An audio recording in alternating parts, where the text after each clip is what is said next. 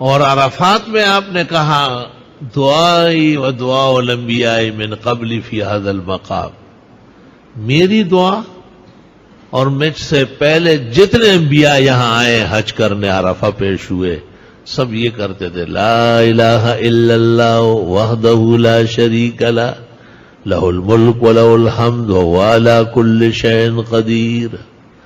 کہتے روز 100 بار پڑھ لیا جائے، غم ہم صدمہ نہیں دیکھے گا، اور اللہ تعالیٰ غیب سے خوشی کی خبریں دے گا، ہر روز کوئی نہ کوئی خوشگوار خبر سنے گا۔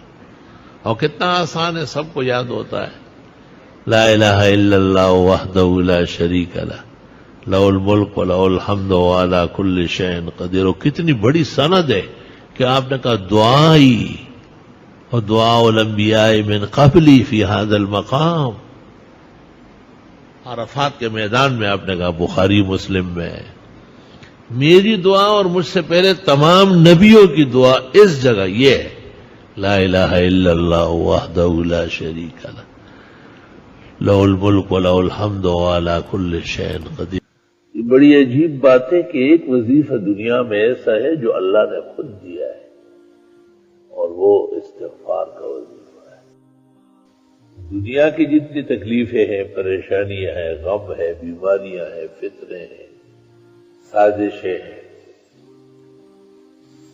چھوٹے بڑے گناہ ہیں، یہ سارے ملا کر اس کا ایک ہی نام ہو جائے گا عذاب، خدا کی پکڑ عذاب۔ تو فرمایا عذاب رک جائے گا استغفار کے ہوتے ہوئے۔ پھر جب عذاب رکتا ہے، بیماری جاتی ہے، تکلیفیں ختم ہوتی ہے، فتنے ٹلتے ہیں، تو پھر ضرورت ہوتی ہے بحالی کی۔ تو سورۃ ہود میں کہا ہے کہ استغفار کرو، صحت بحال ہو جائے گی، زندگی بہترین ہو جائے گی، تمام طاقت توانائی بحال کرو۔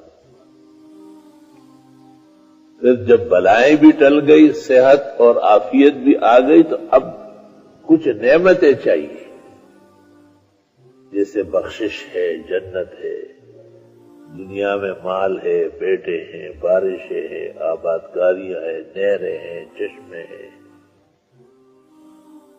سورۃ نوح میں کہا فَقُلْتُ اسْتَغْفِرُوا رَبَّكُمْ، نوح علیہ السلام کہتے ہیں میں تو ان کو کہہ چکا ہوں استغفار کرو، یغفر لکم ذنوبکم، اللہ معاف کر دے، اور آسمان سے موسلادھار بارش بھیج دے، وَيُمْدِدُكُمْ بِأَمْوَالٍ وَبَنِينَ، مدد دے دے گا، مال اور بیٹے دے گا، وَيَجْعَلْ لَكُمْ جَنَّاتٍ، اور دے دے گا تم کو باغات، نہریں، چشمے، دنیا میں اور آخرت میں جنت ہے، وَيَجْعَلْ لَكُمْ أَنْهَارًا، تمہاری نہریں جاری ہو جائیں گی، تفسیر کی نہر، حدیث کی نہر، فقہ کی نہر، ناظرہ کی نہر، حفظ کی نہر، تجوید کی نہر، اعدادی اور دور حدیث تخصصات، پورے عالم میں آواز کوچ، توحید کے چرچے، سنتوں کی اشاعت، رد شرک اور بدعت، رد رسم فاسد، رد ماحولیات قبیحہ، رد منکرات، تلقین المعروف والحسنات۔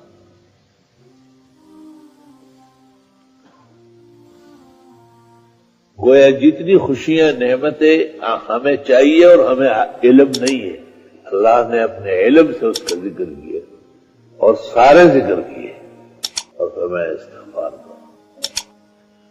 استغفار کے لیے تو فقہا کہتے ہیں قبلہ رخ ہونا بھی ضروری نہیں، استغفار کے لیے کسی خاص ہیئت کی بھی حاجت نہیں، اٹھتے بیٹھتے آتے جاتے استغفار کر سکتے۔ 3 استغفار بہت آسان ہے، ایک استغفر اللہ،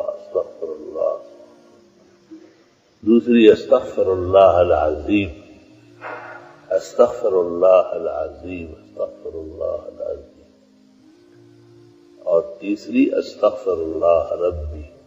ترمذی شریف میں عبد الرحمن اوزاعی محدث شام کہتے ہیں یہ بھی کافی ہے، استغفر اللہ ربی، استغفر اللہ ربی۔ امت پر رحیم کریم ہے تو اپنی اولاد کے حق میں تو یقینی بات ہے، حق تعالیٰ جو علیم بذات الصدور ہے، جب موسیٰ علیہ السلام پہنچے تو حق تعالیٰ نے کہا کہ اے موسیٰ، اور باتوں سے پہلے یہ پتھر کو لاٹھی لگاؤ، یہ ٹوٹ جائے گا۔ پتھر کو مارا، وہ ٹوٹ گیا، ایک اور نکلا، ایک اور نکلا، ایک اور نکلا، آخر میں ایک چھوٹا سا گٹھی نکلی تھی۔ حق تعالیٰ نے کہا اس کو بھی توڑو۔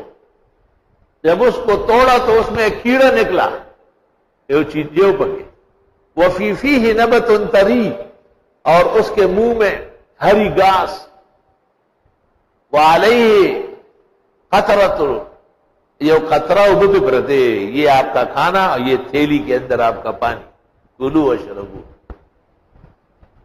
موسیٰ علیہ السلام بڑے حیران ہوئے کہ پتھر کے اندر کیڑا ہے۔ حق تعالیٰ نے کہا اے موسیٰ، یہ کچھ کہنا چاہتا ہے۔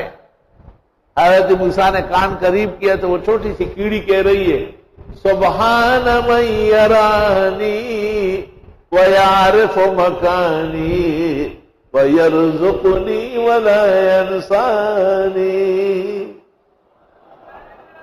پاکی اس بزرگ برتر خدا کے لیے ہے جو مجھے دیکھ رہا ہے، میری یہ جگہ بھی اس کو معلوم ہے اور ہمیشہ روزی دیتا ہے، کبھی بھی مجھے بھوکا پیاسا نہیں چھوڑا۔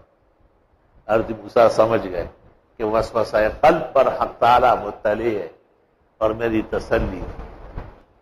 حدیث میں ہے لو توکلتم علی اللہ، اگر خدا پر بھروسہ کرو، دیکھتے نہیں ہو پرندے کو، تغدو خماسا وتروح بطانا، صبح جب نکلتا ہے تو اس کا کوٹا خالی ہوتا ہے، ججورے خالی، شام کو جب آتا ہے ججورے جیسے کا گشوی دانوں نے ڈکئی۔ رزق کے معاملے میں خدا تعالیٰ کو پہچاننا بہت ضروری ہے۔ کبھی بھی اللہ کے ساتھ اسباب کا معاملہ نہ کریں، مسبب وہ خود ہے، کہاں اسباب بھی آپ پیدا کریں۔